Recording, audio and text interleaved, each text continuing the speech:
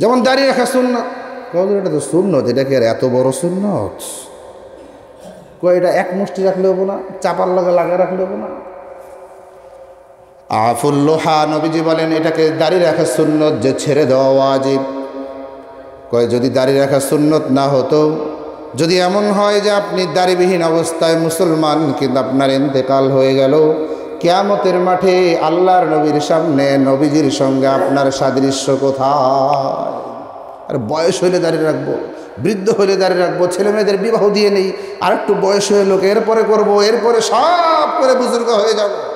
না না না, তুমি তোমার মৃত্যুর খবর যেমন জানো না কোন সময় তোমার মৌত চলে আসবে, অতএব তুমি সময় থাকতেই ভালো হয়ে যাও, সময় থাকতে তওবা করে ফিরে আসো, কারণ তোমার আমল নামা তোমাকেই দেওয়া হবে কিয়ামতের মাঠে, অন্য কাউকে দেওয়া হবে না। কিয়ামতের মাঠে আমল নামা আপনার হাতে দেওয়ার পরে বলা হবে, ইকরা কিতাবাকা কাফা বিনাফসিকাল ইয়াউমা আলাইকা হাসিবা। পড়ো, তোমার আমল নামা তুমি নিজ হাতে নিয়ে পড়ো, তোমার আমল নামা দেখে তুমি বিচার করো, তোমার ফয়সালা কি হবে এটা তোমার দায়িত্ব।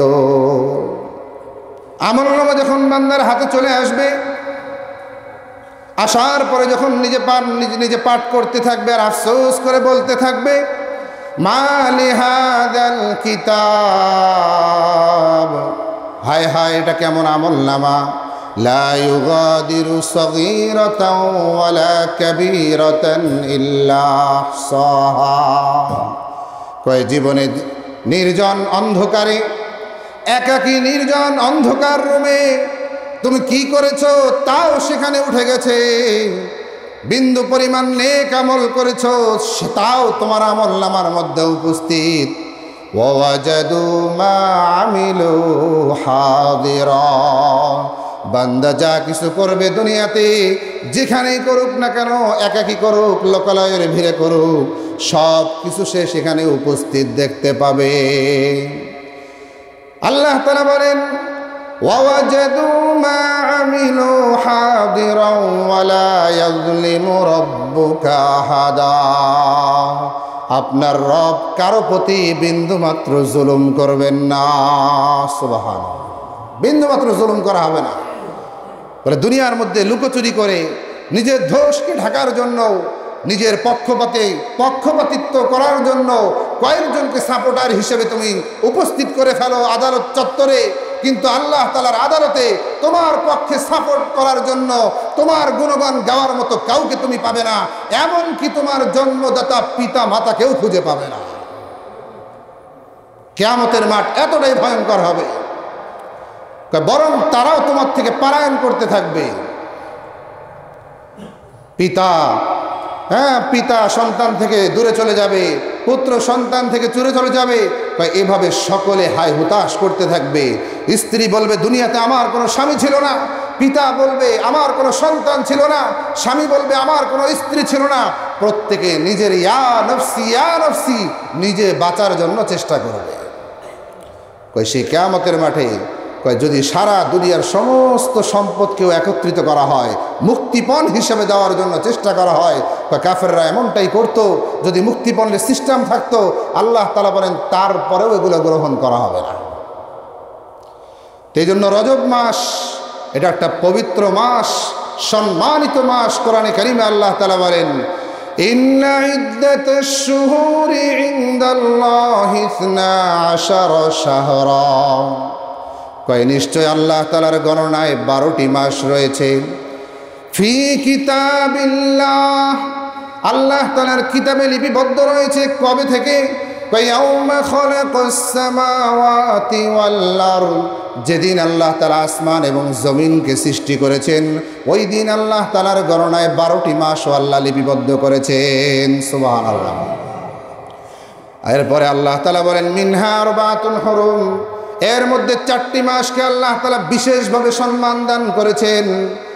এক হলো যুলকআদা, যুলহজ্জা ওয়া মুহররমুল হারাম, একসাথে 3টা সালাসুন মুতাওয়ালিয়াত, পাশাপাশি 3 মাস জিলকদ, জিলহজ, মুহররম ওয়া রজব, মুযর আল্লাযী বাইনা জুমাদা ওয়া শাবান, এবং রজব মাস যা শাবান এবং জুমাদুল উখরার মাঝামাঝি অবস্থান করে, এই 4টি মাস এমন সম্মানিত মাস।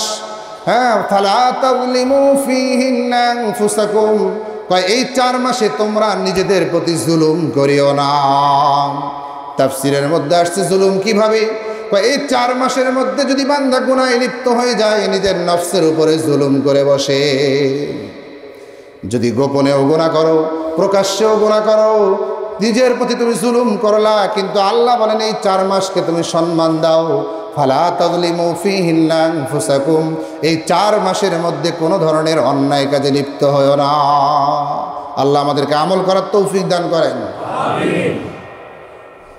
বলা হয় যদি এই 4 মাসকে কেউ সম্মান দেয়, এই 4 মাসে যদি গুনাহ না করে, নেক আমলের দিকে ঝুঁকে যায়, আল্লাহ তাআলা বাকি 8 মাসেও তাকে নেক আমল করার তৌফিক দিয়ে দেয়।